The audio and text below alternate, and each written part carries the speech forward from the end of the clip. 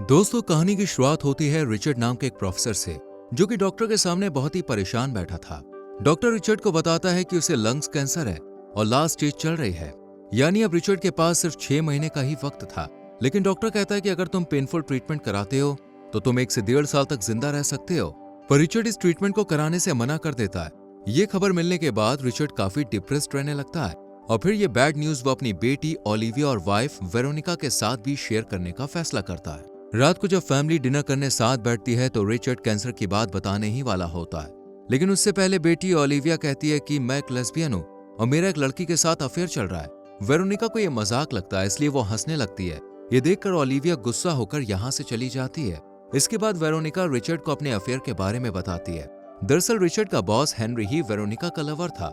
ये सुनकर Richard Veronica पर गुस्सा करने लगता है और वेरोनिका यहाँ से चली जाती है। रिचर्ड अपनी बीमारी के बारे में इसके बाद किसी को नहीं बताता। अगले दिन रिचर्ड अपनी क्लास से उन स्टूडेंट्स को बाहर निकाल देता है जो सिर्फ अच्छे ग्रेड लाने के लिए आते हैं। अब क्लास में सिर्फ कुछ ही बच्चे रह जाते हैं जिन्हें रिचर्ड एक किताब पढ़कर एक टॉपिक पर लिखने के लिए कहता है और इस टॉपिक को फिर क्लास को पढ़ाने को बोलता है। रिचर्ड बताता है कि अगर तुमने उस टॉपिक से एक अच्छी सीख ली और दूसरों को भी अच्छे से समझाया तो तुम्हें A ग्रेड मिलेगा।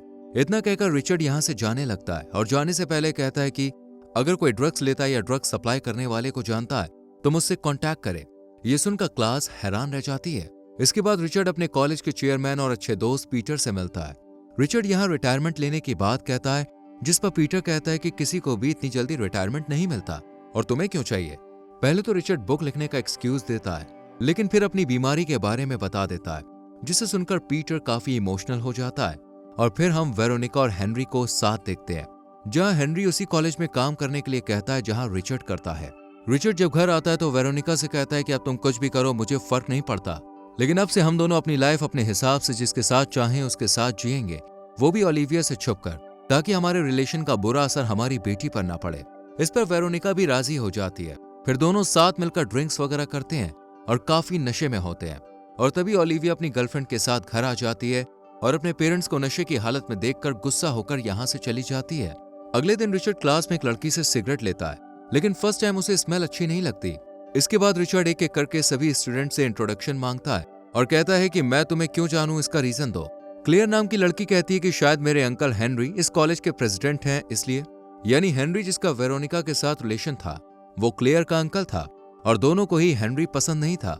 रिचर्ड सबको एक बार में लेकर जाता है, जहां रिचर्ड सबको मरने से पहले खुलकर जिंदगी जीने की एडवाइस देता है। और तभी यहाँ पर एक वेट्रेस आ जाती है, जिसे रिचर्ड अपनी बातों में उलझा लेता है और उसे बाथरूम में ले जाकर उसके साथ इंटीमेट होता है। जाते टाइम स्टूडेंट से उसे अच्छी टिप देने के लिए कहता है।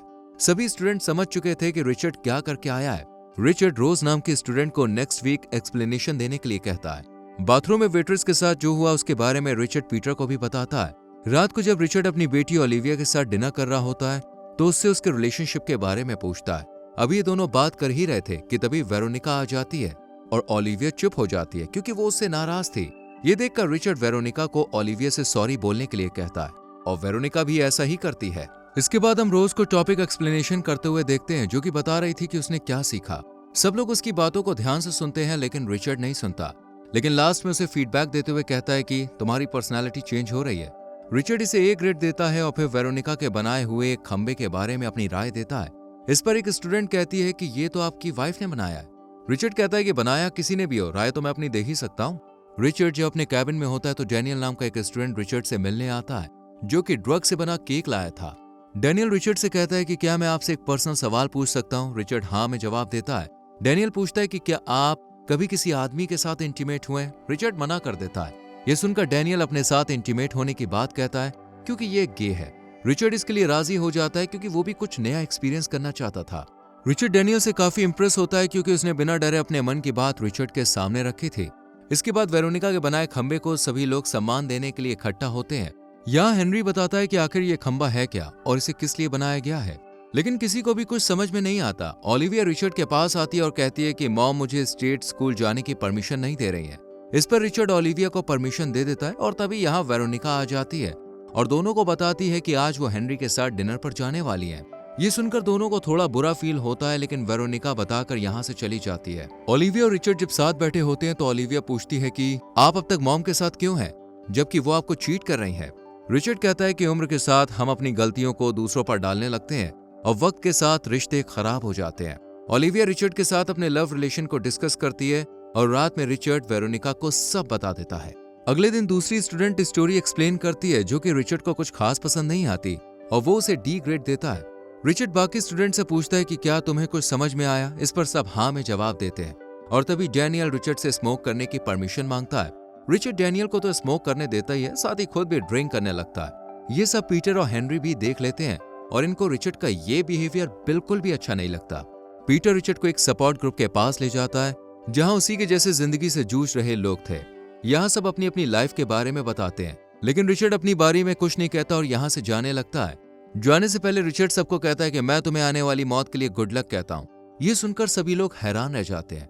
पीटर रिचर्ड के साथ बार में आ जाता है। पीटर और रिचर्ड की दोस्ती काफी अच्छी थी, इसलिए पीटर रिचर्ड के लिए काफी दुखी होता है और तभी यहाँ पर हेनरी की भतीजी क्लेयर आ जाती है जो कि रिचर्ड की स्टूडेंट भी थी। पीटर यहाँ बहुत ज्यादा ड्रिंक कर लेता है और अपना कंट्रोल खो देता है, इसलिए क्लेयर और रिचर्ड उसे टैक्सी में बैठाकर घर भेज देते हैं और रिचर्ड कुछ देर और बार में रहता है। यही बातों ही बातों में रिचर्ड अपनी बीमारी के बारे में क्लेयर को बता देता है, जिसे सुनकर क्लेयर काफी इमोशनल हो जाती है। क्लेयर रिचर्ड को डांस करने के लिए कहती है और रिचर्ड क्लेयर के साथ डांस करने के लिए राजी हो जाता है। दोनों एक साथ डांस कर ही रहे होते हैं कि अचानक से रिचर्ड जमीन पर गिर जाता है और वो बेहोश हो जाता है और जब उसकी आंख खुलती है तो वो खुद को हॉस्पिटल में देखता है। पीटर जब रिचर्ड से मिलने आता है तो उसे नशे पर कंट्रोल करने के लिए कहता है क्योंकि अब उसकी तबीयत बिगड़ती जा रही थी। कुछ टाइम के बाद रिचर्ड को हॉस्पिटल से छुट्टी मिल जाती है और जब वो घर आता है तो वेरोनिका उससे पूछती है कि आखिर तुम कहाँ थे। रिचर्ड वेरोनिका को नहीं बताता कि वो हॉस्पिटल में था और बिना कुछ बोले यहाँ से चला जाता है। इसके बाद हम रिचर्ड को अपने कैबिन में देखते हैं। हेनरी इसे अपने कैबिन में बुलाता है क्योंकि रिचर्ड पर कुछ एलिगेशंस लगाए गए थे। रिचर्ड हेनरी से मिलना नहीं चाहता था, लेकिन हेनरी के सीनियर पोस्ट पर होने की वजह से उसे जाना पड़ता है। यहाँ हेनरी रिचर्ड से कुछ सवाल पूछता है जिस पर रिचर्ड गुस्सा हो जाता है और उसे काफी उल्टा सीधा बोलता है। साथ ही ये रिवील करता है कि मैं जानता हूँ कि तुम मेरी वाइफ के साथ रिलेशनशिप में हो और साथ ही बिना मतलब के बनाए गए खंबे के बारे में भी बोलता है। रिचर्ड हेनरी को धमकी देता है ताकि वो गुस्से में आकर उसे रिटायरमेंट दे दे। इसके बाद रिचर्ड अपनी वाइफ और अपनी बेटी के साथ पीटर के घर जाता है क्योंकि आज पीटर की वाइफ का बर्थडे था और पार्टी रखी गई थी। यहाँ पर सब लोग काफी खुश होते हैं और डिनर के टाइम पर रिचर्ड को खांसी उठती है और ब्लड आ जाता है, जिससे ओलिविया देख लेती है लेकिन वो कुछ कहती नहीं है। वहीं अकेले में पीटर रिचर्ड को बताता है कि तुम्हें रिटायरमेंट मिलने वाली है। अगले दिन क्लियर एक्सप्लेनेशन देती है जो कि प्यार के ऊपर थी। ये एक्सप्लेनेशन सभी स्टूडेंट्स के साथ साथ रिचर्ड को भी काफी पसंद आती है और वो क्लियर को ए ग्रेड देता है। रिचर्ड इस क्लास में सभी स्टूडेंट्स को मोटिवेट करता है और एक बार मिली जिंदगी को खुलकर जीने, एंजॉय करने और कुछ क्रिएटिव करने की सलाह देता है क्योंकि ये इसकी आखिरी क्लास थी। रिचर्ड जब अपने ऑफिस में होता है तो उसकी तबीयत बहुत खराब हो जाती है और तभी पीटर यहाँ पर आकर उसे संभालता है और हॉस्पिटल ले जाने लगता है। लेकिन रिचर्ड हॉस्पिटल के बजाय चर्च जाता है और यहाँ पीटर को बताता है कि ये मेरा आखिरी महीना है। पीटर रोने लगता है और दोनों एक दूसरे को गले लगा लेते हैं। रात को रिचर्ड और वेरोनिका कॉलेज की फेयरवेल पार्टी में जाते हैं जहां रिचर्ड हेनरी की वाइफ को किस करते हुए हेलो कहता है। हालांकि ये बात ना तो हेनरी को अच्छी लगती है और ना ही उसकी वाइफ को, लेकिन वो शांत रहते हैं। हेनरी जानबूझकर वेरोनिका को रिचर्ड से अलग बैठाता है और फिर एक स्पीच देता है और बताता है कि अब मैं कॉलेज का चांसलर बन गया हूँ। रिचर्ड को ये बातें बिल्कुल भी पसंद नहीं आती और वो खड़े होकर हेनरी की करतूत बताने लगता है कि वो कैसे दूसरों की वाइफ पर गंदी नजर रखता है।